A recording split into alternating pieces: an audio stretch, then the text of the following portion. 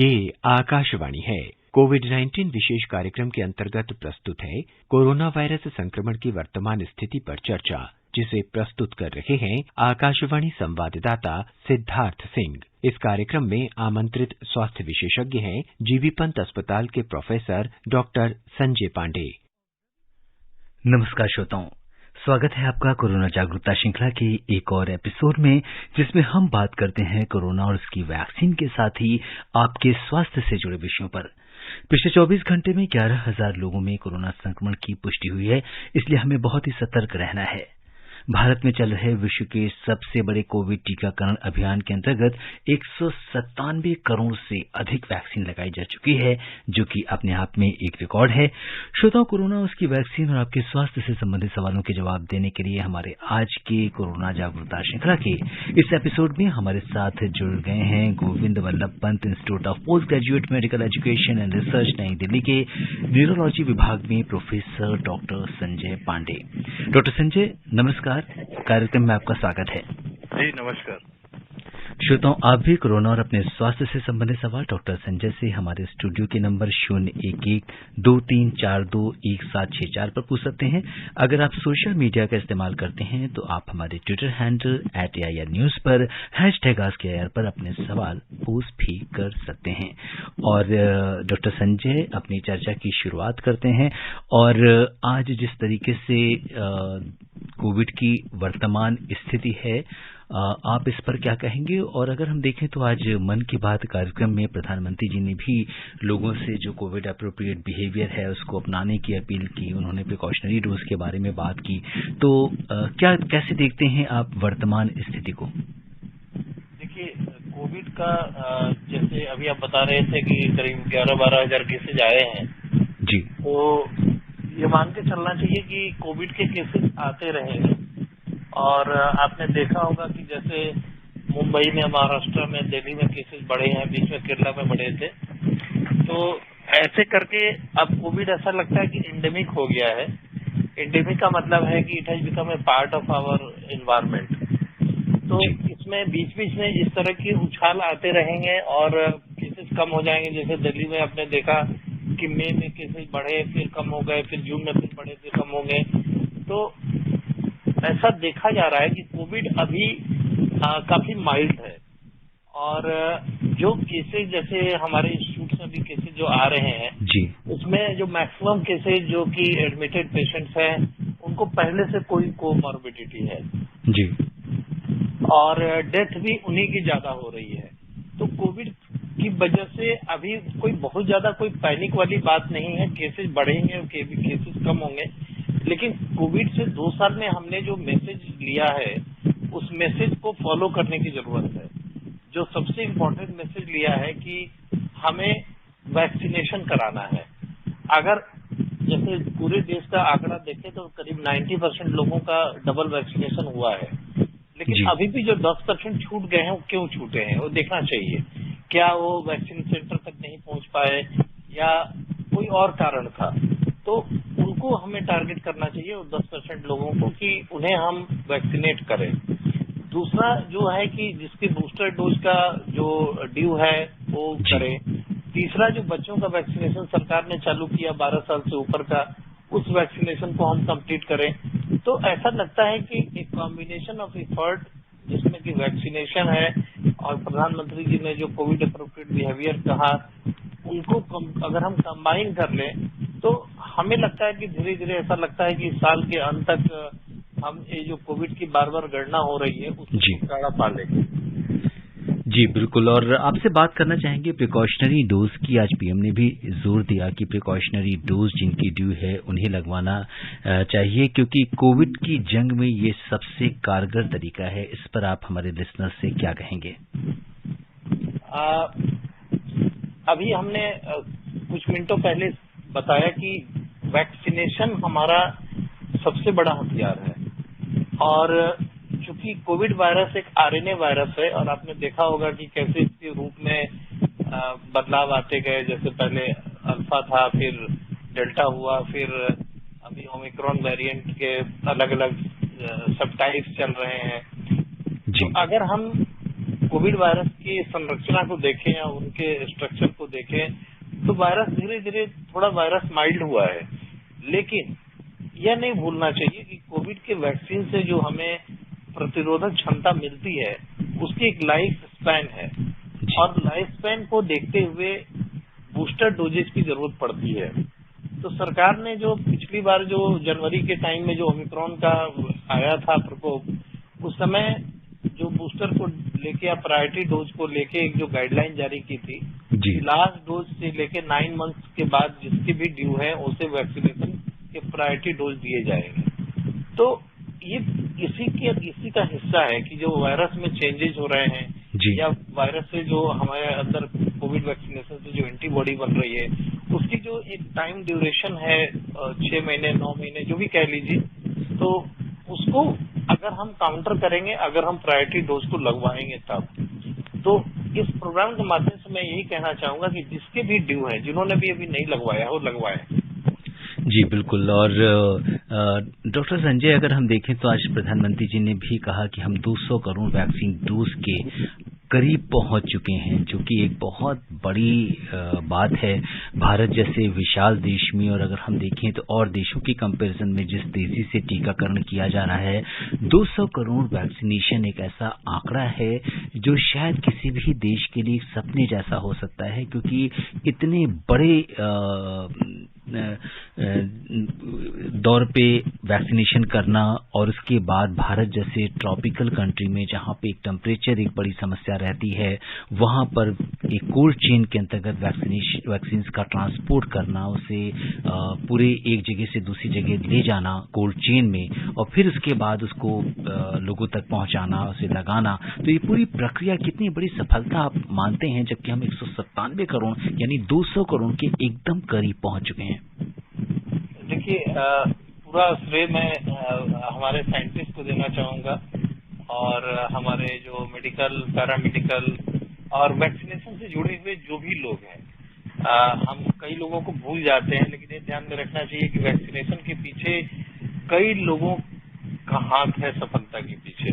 जैसे मैं देखता था कि जब कोविड का संक्रमण आया था तो हम पुलिसकर्मी को भूल रहे थे, लेकिन मैंने देखा था कि जो ड्यूटी पुलिसकर्मी कर रहे थे वो कई गुना ज्यादा थी मुश्किल जॉब। तो हम किसी को भूले नहीं, कई लोगों का इसमें श्रेय है जो हम कोविड से लड़े हैं 2 साल में, हमने जो वैक्सीनेशन अचीव किया है। तो apart from the medical community, medical जो और पैरामेडिकल लोगों ने जो किया है, साइंटिस्ट ने जो किया है, पीछे एक बहुत बड़ा वर्ग ऐसा है जो कि जैसे वैक्सीन सेंटर तक वैक्सीन को पहुंचाना और वैक्सीन के कोल्ड चेन को मेंटेन रखना, इन सब चीजों को अगर हम देखें तो श्रेय सबका है। और इस श्रेय में एक बहुत बड़ा योगदान सरकार का है कि सरकार के कुशल मार्गनिर्देशन में हमने ये आंकड़ा पार किया है, और ऐसा लगता है कि जल्दी ही हमें 200 करोड़ का आंकड़ा छू लेंगे।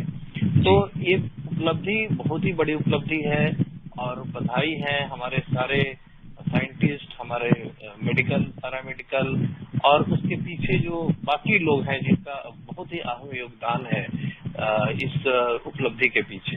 जी, और बहुत सारे हमारे लिसनर्स हैं जो आपसे सवाल करना चाहते हैं, और आइए पहली कॉल लेते हैं आज की। गुरुग्राम से सुभाष जी कार्यक्रम में जुड़ गए हैं। सुभाष जी नमस्कार। नमस्कार सिद्धार्थ सर। जी बताएं क्या जानना चाहते हैं। डॉक्टर साहब को भी नमस्कार। जी नमस्कार। जी सर, चूंकि सर आप न्यूरोलॉजिस्ट हैं, मैं सर पूछना चाहूंगा कि कौन से ऐसे प्रमुख कारण हैं जो कि मतलब नस में कुछ क्या कारण हो जाते हैं कि आदमी को लकवा मार देता है, कौन सा ऐसा, या उम्र का पड़ाव पार करने का कोई खास वजह होता है, या मतलब 18 से कम उम्र वालों को भी ज्यादा खतरा रहता है? और प्लीज कृपया करें एक चीज और बताइएगा, योगा का क्या महत्व है? हालांकि आप योगा हैं सर, प्लीज अगर हो सके तो योगा के बारे में थोड़ा जानकारी दीजिए। धन्यवाद। जी डॉक्टर संजय, आप देश के जाने माने न्यूरोलॉजिस्ट हैं और ये बहुत आम समस्या है लकवा मारने की, तो क्या कारण होते हैं, इनसे हम कैसे बच सकते हैं और क्या सावधानियां रखनी चाहिए?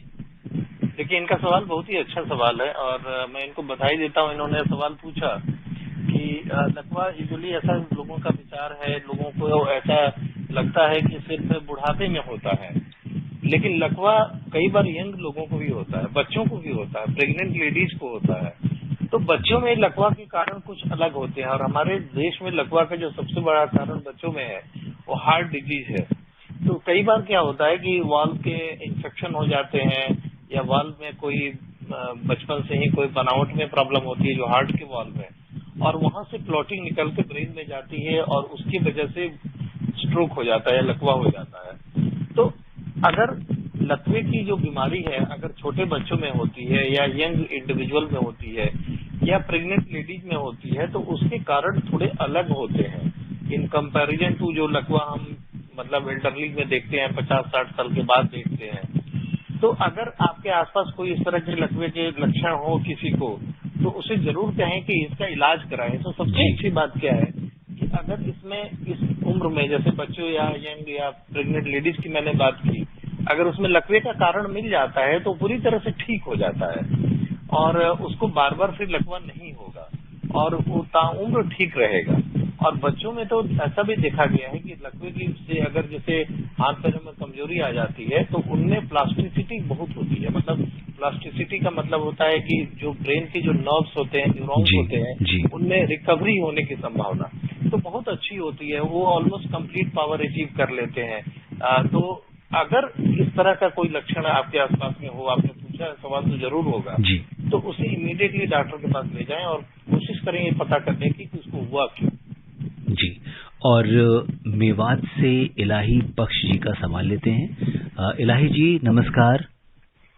सर नमस्कार जी, बहुत बहुत स्वागत है आपका कार्यक्रम में। बताइए क्या जानना चाहते हैं। जी नमस्कार सर, मेरे दो सवाल हैं। सर, जो अभी भी इंडिया के अंदर जो कोरोना के पेशेंट पाए जा रहे हैं सर, या तो उन लोगों ने वैक्सीनेशन नहीं करवाया, एक कारण तो ये हो सकता है सर। दूसरा कारण ये है सर, जो वैक्सीनेशन जो मतलब कोरोना की जो वैक्सीन है या सर, या फिर वो प्रभावित नहीं हो पा रही सर, इसके बारे में सर आप क्या कहोगे सर? देखिए, ऐसा है कि कोरोना का जो वायरस अंदर आता है शरीर में, या कोरोना का वैक्सीन जो हम लेते हैं, तो उससे जो एंटीबॉडी बनती है उसके हर इंडिविजुअल में अलग अलग इफेक्ट दिखे जाते हैं। किसी को एंटीबॉडी लंबे टाइम तक बनती है, किसी की एंटीबॉडी थोड़ी सी शॉर्ट टाइम में बनती है। तो एक इंडिविजुअल की इम्यूनिटी पे भी डिपेंड करता है। लेकिन मैंने प्रोग्राम के पहले भी कहा था कि डबल डोज वैक्सीनेशन 90% के आसपास हुआ है। 10% आबादी ऐसी है जो अभी भी वैक्सीनेटेड नहीं है, उसको टैप करने की जरूरत है। वैक्सीन गारंटी नहीं है कि कोविड नहीं होगा, वैक्सीन इस बात की गारंटी देता है जो कोविड माइल्ड होगा, रिकवरी अच्छी होगी, हॉस्पिटलाइजेशन की चांसेस कम हो जाएंगे, मोर्टेलिटी की चांसेस बहुत ही कम हो जाएंगे। तो 10% को टैप करें, और अगर आपके आसपास कोई ऐसा मिले तो उसे कहें कि जाए जल्दी वैक्सीन लगवाए। जी, और हमारी एक लिसनर सुप्रिया हमें लिख रही हैं कि डॉक्टर संजय, मेरे सिर में एक तरफ दर्द रहता है, और जब दर्द बढ़ जाता है तो वॉमिटिंग या नौसिया जैसा सेंसेशन भी होता है, और अगर कोई जब दर्द होता है तो वो एक इंडिकेशन देता है। शुरू में माइल्ड रहता है, और अगर शुरुआत में अगर कोई पेन किलर ले लेती हूँ तो आराम मिलता है, लेकिन अगर मैंने उसको अवॉइड किया तो वो धीरे धीरे विकराल रूप ले लेता है, तब कोई पेन किलर भी असर नहीं करती, और वॉमिटिंग के साथ दर्द का इंजेक्शन भी लगवाना पड़ता है। तो ये जानना चाहती हैं कि ये किस तरीके के सिम्टम्स हैं और इन्हें क्या करना चाहिए। इनके जो बातचीत से ऐसा लगता है कि यंग पेशेंट हैं जी, और हो सकता है कि इनको माइग्रेन की समस्या हो, क्योंकि इनके जो सिम्टम्स ऐसा माइग्रेन से मिलते जुलते हैं कि थोड़ा सा माइल्ड हेडेक होता है, वॉमिटिंग जैसी संभावना होती है, और फिर धीरे धीरे इनका हेडेक बढ़ता है, और अगर दवा नहीं ले तो विकराल रूप धारण कर लेता है। लेकिन बिना डॉक्टर को दिखाए या बिना डॉक्टर से जांच कराए आप इलाज ना करें, क्योंकि कई बार क्या होता है, माइग्रेन मिमिकर्स भी होते हैं। मिमिकर्स मतलब जो इनके लक्षण माइग्रेन से मिलते जुलते हैं, लेकिन वो माइग्रेन नहीं होता है, कुछ और होता है। डॉक्टर आपकी जांच करके, आपको क्लिनिकल एग्जामिनेशन करके, मोस्ट ऑफ द पेशेंट में किसी इन्वेस्टिगेशन की जरूरत नहीं पड़ती है जी, सिर्फ क्लिनिकल एग्जामिनेशन, हिस्ट्री टेकिंग से माइग्रेन की डायग्नोसिस बन जाती है।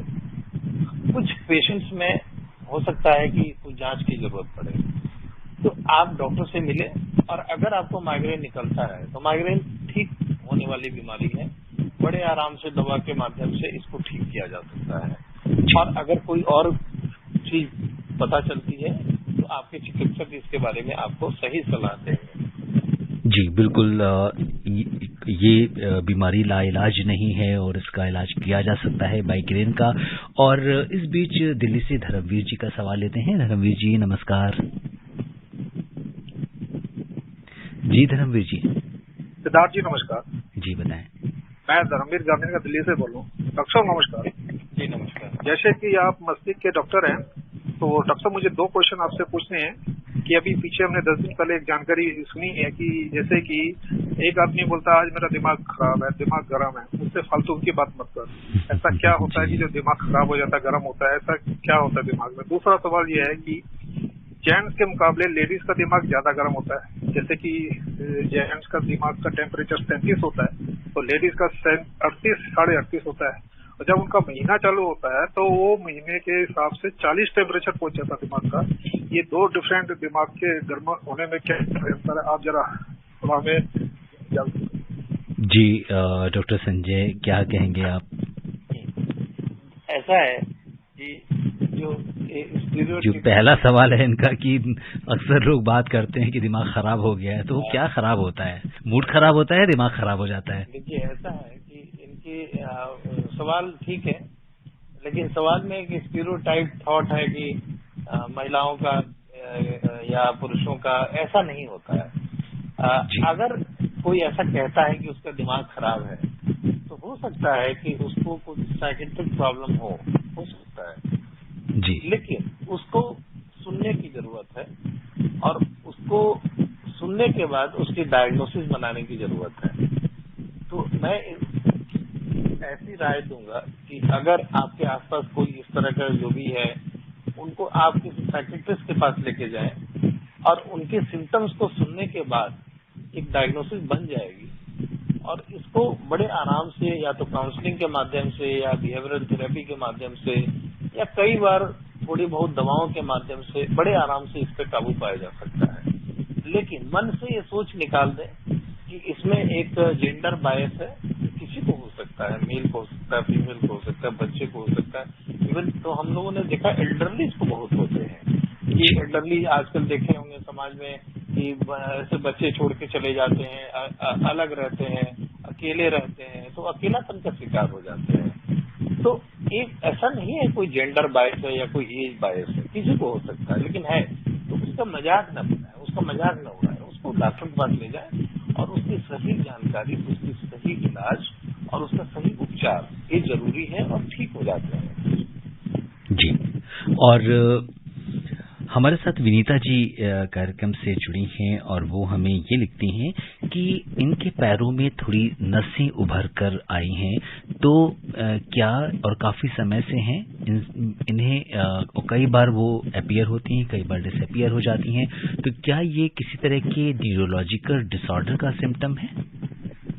ऐसा है कि जैसे हमारे जो पैरों में वेन्स होते हैं, तो जिसको हम कहते हैं काफ वेन्स। जी, काफ वेन्स मतलब जो काफ मसल है उसके आसपास जो वेन्स होते हैं वो कई बार प्रोमिनेंट हो जाते हैं। तो अगर इस तरह की समस्या है तो ऐसा लगता है बातचीत से, मैं क्लियरली नहीं कह सकता, कि वेरिकोस वेन हो सकता है। वेरिकोस वेन होता है, उसमें वेन प्रोमिनेंट हो जाते हैं और वेन्स जो पैरों से ब्लड को लंग की तरफ और हार्ट की तरफ ले जाते हैं जी, वेन्स ले जाते हैं बेसिकली। तो अगर इस तरह की समस्या है वेरिकोस वेन की, तो किसी सर्जन से मिले और ये जनरल सर्जरी का विषय है। और अगर नहीं है तो भी अगर आप किसी चिकित्सक से मिलते हैं तो उसके बारे में सही जानकारी देगा कि ये वेरिकोस वेन है या कुछ और है। जी बिल्कुल। और लोनी गाजियाबाद से मोहम्मद यामीन भाई रेडियो वाला हमारे साथ कार्यक्रम में जुड़ गए हैं। यामीन भाई नमस्कार। सर नमस्कार जी। डॉक्टर संजय को भी नमस्कार जी। जी नमस्कार सर। मैं जानना चाह रहा था, जैसे कि आदमी के नर्वस सिस्टम हो जाता है, जैसे आदमी डिप्रेशन में चला जाता है, तो किस तरह संचालित होता है, इसका उपाय क्या? डिप्रेशन की बात कर रहे हैं? जी जी डॉक्टर संजय, ये तो बहुत बड़ी समस्या है आज की डेट में, और डिप्रेशन से किस तरह से हम बच सकते हैं, या वो कौन सी स्टेज होती है, वो कौन से लक्षण होते हैं जब हम ये जान सकते हैं कि ये व्यक्ति अभी डिप्रेशन में चला गया है, इसको इससे बाहर आना है? देखिए, डिप्रेशन के जो शुरुआती लक्षण होते हैं उसमें मरीज बात पे हो सकता है चिड़चिड़ा हो जाए, या अकेले रहना पसंद करे, किसी से बात करना बंद कर दे, कई बार बिना मतलब के या बिना किसी कारण के आंखों से आंसू आने लगे या रोने लगे, भावुक हो जाए बहुत जल्दी। तो एक कॉमन है, मतलब ऐसा नहीं है कि ये चीजें सबको नहीं होती, सबको होती है। लेकिन डिप्रेशन तब कहते हैं अगर ये सिम्टम लंबे तक समय तक बना रहे जी। तो, और आपके दिनचर्या को प्रभावित करने लगे। जैसे मान लीजिए कि कोई ऐसी बात हुई, दुख की बात हुई, तो हर इंसान भावुक हो जाएगा, तो हो सकता है थोड़ी देर के लिए चिड़चिड़ा भी हो जाए, लेकिन वो धीरे धीरे हम उसको रिकवर कर लेते हैं, मतलब हम उस पर कंट्रोल कर लेते हैं। लेकिन अगर डिप्रेशन के लक्षण है तो उसको कंट्रोल नहीं कर पाता है और ये लंबा चलने लगता है, जैसे कई हफ्तों तक चलेगा, महीनों तक चलेगा। तो अगर इस तरह की समस्या होती है तो फिर इसमें इलाज की जरूरत होती है। तो मैं इनको राय दूंगा कि ये किसी जो मनोचिकित्सक हैं या जो साइकियाट्रिस्ट हैं उनसे मिले, और उनसे मिलकर और अपनी समस्या के बारे में शेयर करें, और मेजॉरिटी ऑफ द पेशेंट जो है वो इलाज से ठीक हो जाते हैं। और इसमें मैंने अभी थोड़ी देर पहले कहा कि अगर आपके आसपास में कोई ऐसा मरीज है तो उसको इलाज की जरूरत है, उसको अगर आप इलाज कराएंगे तो वो ठीक हो जाएगा। जी। और डॉक्टर संजय, संजना हमारे साथ कार्यक्रम में जुड़ी हैं और वो हमें लिखती हैं कि जिस तरीके से न्यूरोलॉजिस्ट और आपने जैसे अभी बात किया कि साइकियाट्रिक की बात की, तो ये पूछ रही है कि दोनों में अंतर क्या है, कब हमें न्यूरोलॉजिस्ट के पास जाना है, कब साइकियाट्रिक के पास जाना है? देखिए, ये अच्छा सवाल पूछा उन्होंने।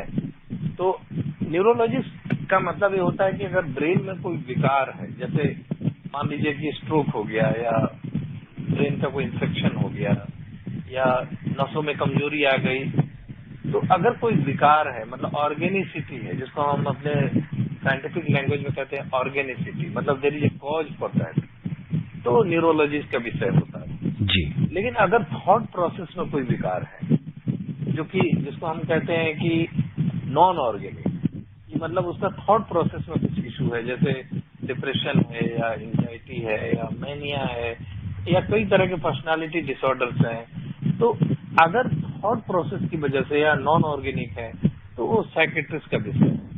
लेकिन कई बार ऐसा होता है कि लक्षण मिलते जुलते होते हैं और न्यूरोलॉजी के विषय के मरीज साइकियाट्रिस्ट के पास चले जाते हैं, साइकियाट्रिस्ट के विषय के मरीज न्यूरोलॉजिस्ट के पास चले आते हैं, क्योंकि लक्षण या तो दोनों के होते हैं या ओवरलैपिंग लक्षण होते हैं जी। तो जो भी आपके आसपास हो, अगर न्यूरोलॉजिस्ट है तो, फिजिशियन है तो, साइकियाट्रिस्ट है तो आप उससे मिले, आपकी समस्या का समाधान वो जरूर करेंगे, और नहीं कर पाएंगे तो आपको सही जगह पे आपको परामर्श के लिए रिफर कर देंगे जी।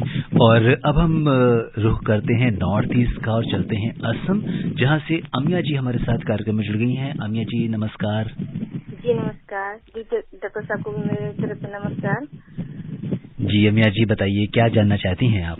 मैं जानना चाहूंगी कि माइग्रेन कितनी प्रकार के होते हैं, और माइग्रेन की वजह से क्या मेमोरी लॉस हो सकते हैं, और तीसरा प्रश्न है कि माइग्रेन के वजह से क्या एल्जाइमर डिजीज हो सकती है, ये मेरे सवाल है सर। जी बिल्कुल, माइग्रेन के बारे में जानना चाहती हैं, क्या आप कहेंगे कितने प्रकार के होते हैं, क्या मतलब इससे याददाश्त भी जा सकती है मरीज की? देखिए, एक तो अच्छा लग रहा है कि मरीजों में या लोगों में आमतौर पे रेडियो प्रोग्राम सुन रहे हैं उनमें काफी जागरूकता है, ये अच्छी बात है। लेकिन ये भ्रम है कि माइग्रेन के मरीजों में मेमोरी चली जाती है या माइग्रेन के मरीजों का याददाश्त चला जाता है, ऐसा नहीं होता है। माइग्रेन का मेमोरी पे कोई इफेक्ट नहीं होता, माइग्रेन के मरीज की मेमोरी ठीक रहती है। तो अगर आपको लगता है कि माइग्रेन है, तो माइग्रेन दो तरह के होते हैं यूजुअली, कि एक माइग्रेन में मरीज को पहले से एक हो सकता है कि जिसको हम ऑरा कहते हैं जी, कि ऐसे लाइट आएगी आंखों के आगे, ब्राइटनेस दिख सकती है, और उसके बाद से फिर सिर दर्द का जो सिम्टम है वो चालू होता है। और एक माइग्रेन होता है जिसमें इस तरह के ऑरा नहीं होते हैं, जिसमें सिर दर्द होता है और फिर वो लंबे समय तक चलता रहता है। तो माइग्रेन को ब्रॉडली हम इस तरह से क्लासिफाई करते हैं, माइग्रेन विदाउट और migraine with aura and common migraine. Common migraine में ऑरा नहीं होता और माइग्रेन विथ ऑरा में ऑरा होता है जी। लेकिन ये टेक्निकल चीजें हैं, इसके बारे में बहुत ज्यादा विस्तार से पढ़ने से कोई बहुत ज्यादा लाभ नहीं होगा। अगर आपको माइग्रेन के सिम्टम है तो आप अपने चिकित्सक से मिलें। चिकित्सक से मिलने के बाद ही माइग्रेन की डायग्नोसिस बनती है। माइग्रेन की डायग्नोसिस मीडिया के माध्यम से नहीं बन सकती, क्योंकि कई बार देखा है कि माइग्रेन के पेशेंट आते हैं क्लिनिक में और उनको जब हम देखते हैं, क्लिनिकली एग्जामिन करते हैं, तो कोई ऐसी बीमारी निकल जाती है जैसे ब्रेन का सूजन है या कोई और भी कई रेयर तरह की बीमारियां हैं जो निकल जाती हैं। तो लेवल माइग्रेन का है, डायग्नोसिस कुछ और बन गया। तो इन सब चीजों को अवॉइड करने के लिए बेहतर है कि आप डॉक्टर से मिलें और क्लिनिकल एग्जामिनेशन होने के बाद ही माइग्रेन की फाइनल डायग्नोसिस। जी बिल्कुल, और मेडिकल एग्जामिनेशन के बाद ही ये डायग्नोसिस संभव होगी। तो आपको अपने जो नियरेस्ट चिकित्सक है, न्यूरोसर्जन है या न्यूरोफिजिशियन है, उनसे आपको मिलना होगा। और इस बीच हमारे साथ कार्यक्रम में संगम जी जुड़ गए हैं और वो कुशीनगर से हमें कॉल कर रहे हैं। संगम जी नमस्कार। नमस्कार जी संगम जी बताएं, क्या जानना चाहते हैं? सवाल है कि 2 से 7 के बच्चे हैं, उन लोगों को वैक्सीन कब लगेगी? और जो जी दोबारा से अपना सवाल रिपीट कीजिए। जो 2 से 7 वर्ष के जो बच्चे हैं उन लोगों का वैक्सीन कब तक आ जाएगी? जी बिल्कुल मार्केट में, और कब तक बच्चों को लगेगी? जी 12 साल से कम उम्र के बच्चों का टीकाकरण कब तक होगा और पेरेंट्स इसको लेकर चिंतित हैं? जी जी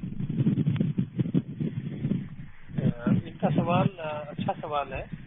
तो इसके बारे में पूरे विश्व में एक गंभीर विषय और गंभीर मंथन चला कि 10 साल के बच्चों को वैक्सीनेशन की जरूरत है या नहीं है। इसका रीजन क्या है कि बच्चों में जो छोटे बच्चे होते हैं उनकी इम्यूनिटी थोड़ी डिफरेंट वे में बिहेव करती है, और जो कोविड के लक्षण भी हुए पूरे वर्ल्ड में 10 साल से कम के बच्चों में, उनमें सिम्टम माइल्ड से बहुत ज्यादा। जी तो एक इस बात पे बहस चल रही है कि उनको वैक्सीनेशन की जरूरत है या नहीं है। इसी की वजह से भारत सरकार ने अभी तक इसके बारे में दिशा निर्देश नहीं आए हैं। लेकिन जैसे ही दिशा निर्देश आएंगे, जैसे अभी 12 से 15 के वैक्सीनेशन चल रहे हैं, तो आपको भारत सरकार के दिशा निर्देश का इंतजार करना चाहिए। और अगर इस बारे में कोई भी दिशा निर्देश आएंगे तो आपको मीडिया के माध्यम से इसके बारे में जानकारी जरूर मिलेगी। जी, और श्रोताओं अब समय इजाजत नहीं दे रहा कि हम इस चर्चा को आगे बढ़ाएं। चलते चलते डॉक्टर संजय, आप आकाशवाणी के श्रोताओं को क्या कुछ संदेश देना चाहेंगे?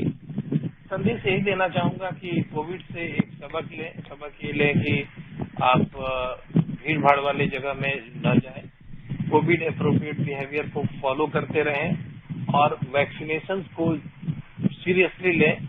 अगर वैक्सीनेशन ड्यू है तो वैक्सीनेशन कराएं, और प्रायोरिटी डोज ड्यू है तो प्रायोरिटी डोज कराएं। घर में कोई बच्चा वैक्सीन लेने से बच गया है 12 साल से ऊपर, तो उसका वैक्सीनेशन जरूर करवाएं। जी डॉक्टर संजय, आप कोविड-19 के इस विशेष कार्यक्रम से जुड़े, आपने हमसे चर्चा की और श्रोताओं के प्रश्नों का उत्तर दिया। आपका बहुत बहुत धन्यवाद और आभार। जी नमस्कार। श्रोताओं, आपसे भी चलते चलते यही कहेंगे कि डॉक्टर संजय ने आपको कोरोना और आपके स्वास्थ्य को लेकर जो भी सावधानियां बताई हैं, आप उनका पालन कीजिए। आप स्वस्थ और खुशहाल रहें, इसी कामना के साथ मुझे यानी सिद्धार्थ को भी दीजिए अनुमति। शुभ रात्रि। कोविड-19 विशेष कार्यक्रम के अंतर्गत अभी आप सुन रहे थे कोरोना वायरस संक्रमण की वर्तमान स्थिति पर चर्चा, जिसे प्रस्तुत कर रहे थे आकाशवाणी संवाददाता सिद्धार्थ सिंह। इस कार्यक्रम में आमंत्रित स्वास्थ्य विशेषज्ञ थे जीबी पंत अस्पताल के प्रोफेसर डॉक्टर संजय पांडे। ये कार्यक्रम आकाशवाणी के समाचार सेवा प्रभाग द्वारा प्रस्तुत किया गया। इसे आप हमारे mobile app news on AIR और YouTube channel news on AIR official पर भी सुन सकते हैं। इस कार्यक्रम के संबंध में अपनी प्रतिक्रिया आप हमें ईमेल कर सकते हैं। पता है airnsttalks@gmail.com। ये कार्यक्रम फिर से सुनने के लिए लॉग ऑन करें हमारी वेबसाइट newsonair.nic.in।